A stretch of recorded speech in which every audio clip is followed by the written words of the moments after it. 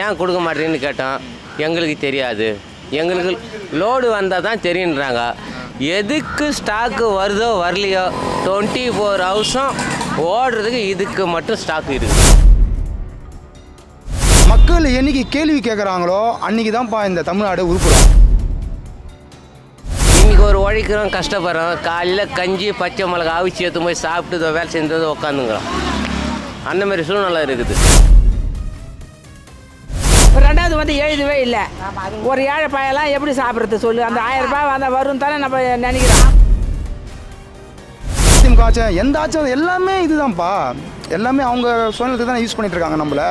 இப்போ நம்ம வரி பணம் கட்டுறோம், நம்ம வரி பணம் தான் அவங்க கவர்மெண்ட் யூஸ் ஆகுது. நம்ம வரி பணம் கட்டலாம் எப்படி கவர்மெண்ட் நடக்கும்? என்னுடைய கருத்து நான் தெரியுமா, எல்லா ஆட்சிக்காரும் நல்லவங்க தான். அதுக்கு கீழே வேலை செய்கிறவங்க நல்லா வேலை செய்யணும். இப்போ நாங்கள் இல்லாதப்பட்டவங்க தானே, இல்லாதப்பட்டவங்க கொடுக்கணும் தானே. இல்லவே இல்லை, எழுதி போடுறது வரவே இல்லை காசு. தரலி ஆர்ப்பாட்டில் உட்காரணும், அப்போ தானே அவங்க இதுக்கு போவோம், தெரிய வரும். நம்மளும் சைலண்ட்டாக சரிங்க வேணாம் வரலங்க இல்லைன்னு சொன்ன போனால் எப்படி வரும்? இப்போ திட்டுறது யாரை? ஐயோவில் கஷ்டப்பட்டு வந்தோம், அந்த ஓனர் இதை கொடுக்கல பாரு, எங்களுக்கு பசியும் பட்டியமாக கடவுன்னு தூத்துறது பூரா அங்கே தான் போவோம், வாங்கிறது பூரா இங்கே தான் வரும்.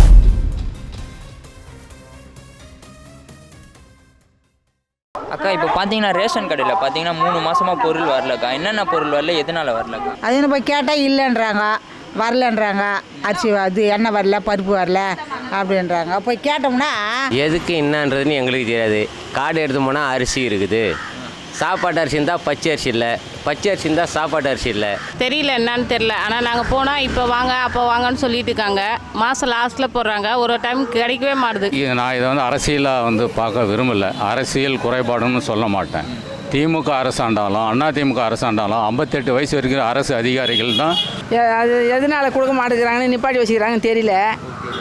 இந்தமாரி 3 மாதமாக பொருளே வரல. என்ன பொருளுக்கா தரதில்லை? எண்ணெய் தரதில்லை, தோரம் பருப்பு கொடுக்கறதில்ல, எல்லாத்தையுமே நிப்பாட்டிட்டாங்க. வர்றது 3 மாதமாக எதுவுமே கொடுக்கல. இப்போ ரேஷன் கடையில் அண்ணன் சொன்ன மாதிரி நம்ம ரேஷன் கடையில் ஏன் கஷ்டப்படுறாங்கன்னா மக்கள், ஒரு ரேஷன் கடையிலையும் ஒரு ஹோட்டலுக்கு தான் போகுது. நம்ம மக்கள் ஏழை மக்களுக்கு கொடுக்குற பொருள் ஒரு ஹை கிளாஸ் ஹோட்டல் தான் கொண்டு போகிறாங்க, மூட்டை மூட்டையாக கொண்டு போகிறாங்க.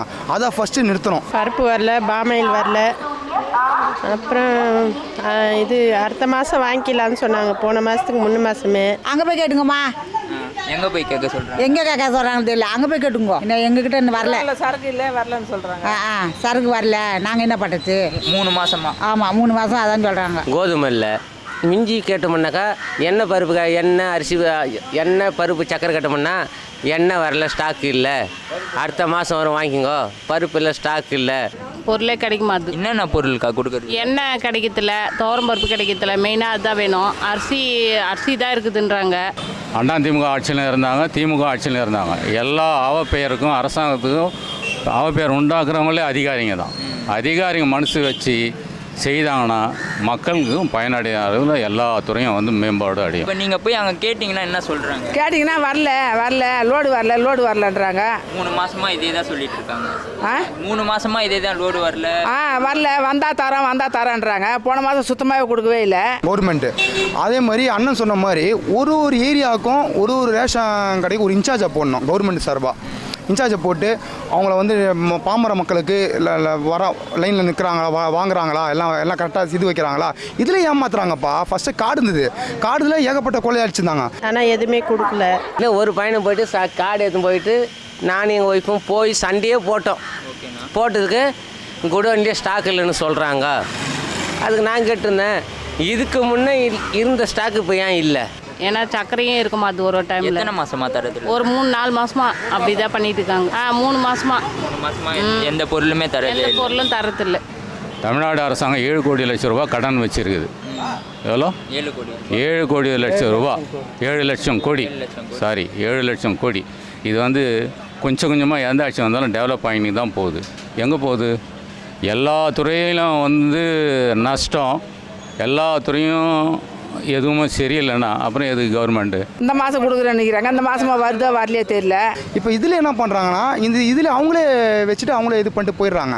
இப்போ பாம் ஆயில் இருக்கட்டும், பாம் ஆயில் வந்து என்ன ஆகுது, ஹோட்டலுக்கு தான் போகுது. கவர்மெண்ட் சீல் வச்சா கூட ஓட்டில் எல்லா ஓட்டலுக்கு தான் போகுது. மை கிளாஸ் ஓட்டல் எல்லாமே அப்படியே மூட்டையாக பருப்புங்க. நான் சொல்கிறது புரியுதுங்களா? அப்போ என்ன ஆகும்னா ஃபஸ்ட்டு அந்த அந்த ரேஷன் கடையில் இருக்காங்க தெரியுமா இன்சார்ஜ், அவங்கள ஃபஸ்ட்டு பிடிக்கணும். அவங்கள பிடிச்சி மக்கள் வந்து கேள்வி கேட்கணும். ஏன் கொடுக்க மாட்டேன்னு கேட்டோம், எங்களுக்கு தெரியாது, எங்களுக்கு லோடு வந்தால் தான் தெரியுன்றாங்க.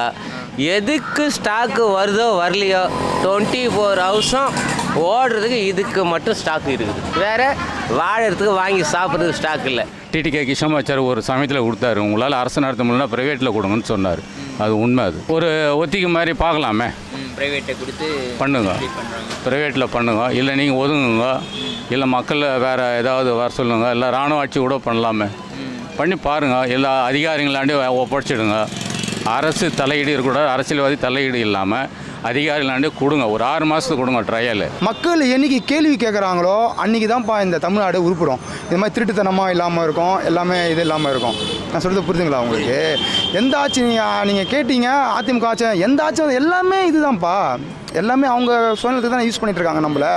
இப்போ நம்ம வரி பணம் கட்டுறோம், நம்ம வரி பணம் தான் அவங்க கவர்மெண்ட் யூஸ் ஆகுது. நம்ம வரி பணம் கட்டலாம் எப்படி கவர்மெண்ட் நடக்கும்? இன்றைக்கி ஒரு உழைக்கிறோம், கஷ்டப்படுறோம், காலையில் கஞ்சி பச்சை மிளகா அவிச்சு எடுத்து போய் சாப்பிட்டு வேலை செஞ்சது உட்காந்துங்கிறோம்.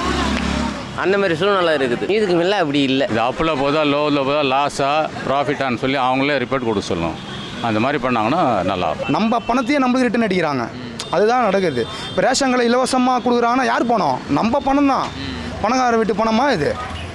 ஆமாப்பா. ஏழை மக்கள் தான்ப்பா ரேஷன் கடைக்கு போவாங்க.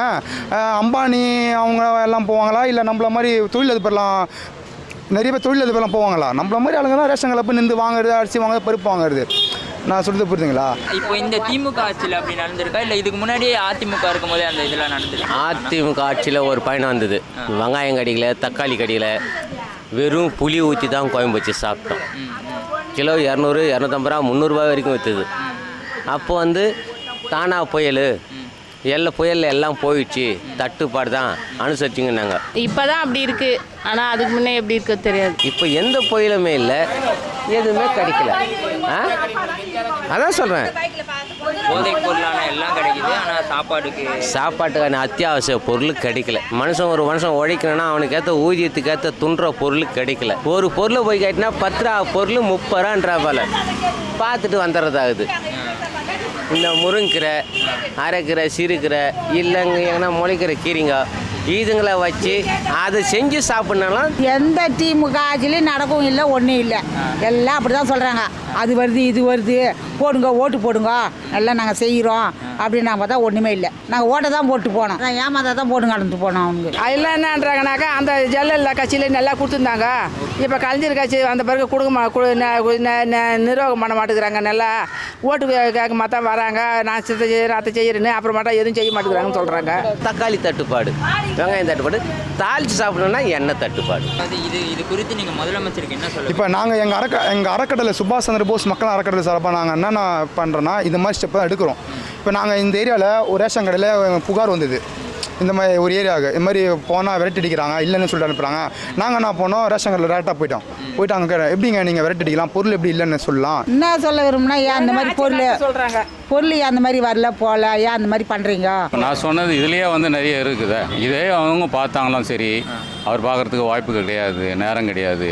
ஒரு முதலமைச்சரை எல்லா துறையிலையும் போயிட்டு போனோன்னா அது சாத்தியமே கிடையவே கிடையாது. அது கொடுக்கணும், கரெக்டாக மக்களுக்கு வந்து சேரணும். அது இல்லை, எல்லாம் கஷ்டப்படுறாங்க. இப்போ எண்ணெய் தான் இப்போ சமையலுக்கு யூஸ் பண்ணுவாங்க, துவரம் பருப்புனா அது சாம்பார் வைக்கிறதுக்கு யூஸ் ஆகும். நாங்கள் என்னன்னு சொல்கிறோம், ஓட்டு கேட்க மாட்டோம் வராங்க, இது மட்டும் வாங்கி ஓட்டு வாங்கிக்கின்னு ஒன்றுமே பண்ண மாட்டேங்கிறாங்க தான் சொல்லுவோம். இந்த ரேஷன் கடையில் கொடுக்குற 10 ரேஷன் கடையில் இந்த ரேஷன் எப்படி கொடுக்காம நாங்கள் கேட்க இது நாங்கள் வந்து மனுவாக அனுப்புவோம். நாங்கள் முதலமைச்சருக்கு வந்து மனுவாக அனுப்புவோம். இந்த மாதிரி குறைபாடெல்லாம் இருக்குது. நாங்கள் இந்த ஏரியா கொண்டு இல்லை, சென்னை ஃபுல்லாக சென்னை ஃபுல்லாக தமிழ்நாடு ஃபுல்லாக ரேஷன் கடை குறைபாடில் இருக்குது. பொதுமக்களுக்கு கம்ப்ளைண்ட் கொடுக்குறாங்க. அது என்னன்னு போய் பாருங்கள், சரி செய்யுங்கன்னு சொல்லிட்டு நாங்கள் மனுவாக நாங்கள் கொடுப்போம் எங்கள் அறக்கட்டளை மூலியமாக. நாங்கள் எல்லாமே அப்படி தான் போய் கேட்கணும். அவரை ஜனங்கள்லாம் எல்லாம் எண்ணெயில் தானே அவசரப்படுறாங்க. ஒழுங்காக கொடுத்தா நாங்கள் ஏன் கேட்க போகிறோம்? அதோ வருது இதோ வருதுன்றாங்க. அப்புறம் பார்த்தா என்னன்னு போய் கேட்டால் அங்கே போய் கேட்டுங்க. அவருடைய சுச்சுவேஷன் நம்மளுக்கு தெரியும், நம்ம சுச்சுவேஷன் அவருக்கு தெரியாது. என்னுடைய கருத்து நான் தெரியுமா, எல்லா ஆட்சிக்காரும் நல்லவங்க தான். அதுக்கு கீழே வேலை செய்கிறவங்க நல்லா வேலை செய்யணும். ஓகே, அதனால தான் நம்ம ஆமாம், அதுக்கு கீழே வேலை செய்கிறவங்க செய்யலைன்னாக்கா நீ முதலமைச்சர் இல்லை, கடவுளே கொடுத்தாலும் நம்ம கைக்கு வந்து சேராது. மக்கள் பிரச்சனை தான் நாங்கள் எடுத்து பண்ணுறோம். ஒன்றும் இந்த ஏரியாவுக்கு இந்த பிரச்சனைனா ஒன்று ஆக்ஷனு. அதே மாதிரி எங்கள் ஆளு தமிழ்நாடு எதனா ஃபோன் ஆச்சா ஒன்றே ஆக்ஷன் எடுப்போம். நாங்கள் போன அவசியம் இல்லை, நாங்கள் ஃபோன்லேயே எல்லாமே ஆக்ஷன் எடுத்து அது கூட இப்போ முதலமைச்சர் ஐயா வந்து நம்ம பண்ணலை. அப்படி இப்போ ஒரு முதலமைச்சர்னு எடுத்திங்கன்னா எல்லாமே அவரே பார்க்க முடியாதுல்ல. அவங்க கீழே இருக்கிற ஊராட்சி, உள்ளாட்சி அமைப்புகள், மாவட்ட நிர்வாகம் இதுதான் வந்து முதல்வரோட கவனத்துக்கு எடுத்துகிட்டு போகணும். இப்போ எதனா ஒரு அரிசி கூட வாங்கினோம்னா டிஃபனுக்கு போடலாம், சாப்பாடு வடிக்கலாம், அதுமாரி எல்லாத்துக்கும் யூஸ் ஆகுதுல்ல. ஏன்னா அது கொடுக்கலன்னா கஷ்டம் தானே மக்களுக்கு. அங்கே போய் கேட்டுங்க அப்படின்றாங்க இவங்க. ரேஷன் கார்டு சொல்கிறாங்க, இவங்க தான் போட்டு அமுக்குறாங்களே என்னன்னு தெரியாது நமக்கு. இங்கே நடக்கிறது அதுதான். அடிமட்டத்தில் இருக்க. ஆமாம், அவங்களுக்கு யாரை சொல்லி அவங்கள சொல்லி குற்றம் இல்லை. இப்படி நீட்டி இப்படியே தான் நீங்கள் கொடுன்னு சொல்லும் போது இந்த கையை இப்படி மாடிக்கு ஏற்றுன்னு உள்ளே போயிடுறாங்க பாரு, அவங்க மேலே குத்தம். ஆனால் இப்போ பேசுறது போகிற யாரோ முதலமைச்சரை. இன்றைக்கி முதலமைச்சராக வந்தார், என்ன பண்ணார், அதில் இருந்து இதில் இருந்து அடி மட்டத்தில் விவசாயத்திலேருந்து எல்லா தொழிலும் தெரிஞ்சு உழைச்சி வந்துங்கிறோம். நான் அந்த கஷ்ட நஷ்டம் எனக்கு தெரியும். அவர் கண்ட்ரோலில் இருக்குன்னா கூட அவரும் எல்லாமே பார்க்க முடியுமா? அவரும் இது இருக்குல்ல, அவர்கிட்ட போனால் தான் அவர் இது பண்ண முடியும். அதுக்கு தான் சொல்கிறேன். அவர் அண்ணன் சொன்னால் அமைச்சருங்க போய் பார்க்கணும், அமைச்சருங்க கீழே வேலை செய்கிறவங்க நிறைய பேரை போடணும் இன்சார்ஜ். அப்படி போட்டால் தான் சரிப்பட்டு வரும். நம்ம மக்கள் வந்து ஸ்டெப் எடுக்கணும். இதுக்கு நம்ம மக்கள் வந்து ஆர்ப்பாட்டத்தில் உட்காரணும். அப்போ தான் அவங்க இதுக்கு போவோம், தெரிய வரும். நம்மளும் சைலண்ட்டாக சரிங்க வேணாம் வரலங்க இல்லைன்னு சொன்ன போனால் எப்படி வரும்? எடுத்துக்கிறவங்களும் எடுத்துக்கிறாங்க தான், அதை உண்மையை சொல்ல மாட்டாங்க. அந்த ஆட்சி எடுக்க மாட்டாங்களே. விட்டு போனவங்களுக்குலாம் அப்படி எழுதுறேன்னு சொன்னாங்க. ரெண்டாவது வந்து எழுதவே இல்லை. ஒரு ஏழை பையெல்லாம் எப்படி சாப்பிட்றது சொல்லு? அந்த 1000 ரூபாய் வந்தால் வரும் தானே நம்ம நினைக்கிறோம். 1000 ரூபாய் வரவே இல்லை. இப்போ விட்டு போச்சு இல்லை, விட்டு போனவங்களுக்குலாம் கொடுக்கணுமா கொடுக்கக்கூடாது எழுதணுங்க. அப்போ நாங்கள் இல்லாதப்பட்டவங்க தானே, இல்லாதப்பட்டவங்க கொடுக்கணும் தானே. இல்லவே இல்லை, எழுதப்படுறது வரவே இல்லை காசு. வரவே இல்லை. இல்லை பயிர் வைக்கிறவன் பெருசு கிடையாது, அதை கொண்டாந்து வீட்டுக்கு சேர்க்குறவன் தான் பெரியவன். ஓனர் தான் உட்காந்து சொல்ல தான் முடியும் அவரால். தொழிலாளி தான். ஆமாம், வேலை செய்கிற தொழிலாளி தான் அதை வந்து பயன்படுத்தி அவங்கக்கிட்ட சேர்க்கணும். அது சேர்க்கறதுக்கு பொறுப்பும் இல்லை, ஆளும் இல்லை, எல்லாம் அவங்க வீட்டுக்கு தான் சேர்த்துக்கிறேன். ஆமாம், இது ஓனர் சொல்லி என்ன புண்ணியம்? தட்டி கேட்டால் தான்ப்பா. இப்போ எப்படி சுபாஷ் சந்திர போஸ் நம்ம இந்தியாவுக்கு சுதந்திரம் வாங்கி இது பண்ணாரோ அதே மாதிரி நம்ம ஒருத்தர் தட்டி கேட்கணும். அப்போ தான் நம்ம இது பண்ணோம். நம்ம ஏன் பயப்படணும்? இல்லை விட்டு போனேன் சொல்கிறேன். ஆட்சிக்கு நாங்கள் ஓட்டு வரவே இல்லை. இப்போ சைலண்டாக ஓட்டு வாங்கின உடனே சைலண்டாக நிறுத்திட்டாங்க. அது சும்மா சொல்கிறது, நான் போடுறேன், இந்த கொடுக்குறேன், போடுங்க, உனக்கு எங்களுக்கு ஓட்டு போடுங்கம்மா. நல்லா செய்யறோம். 8000 வாத்துனாங்க, 8000 போடுறோம், நாங்கள் 4000 போடுறோம், நாங்கள் ஒன்றுமே அதுவும் வரல. இப்போ திட்டுறது யார?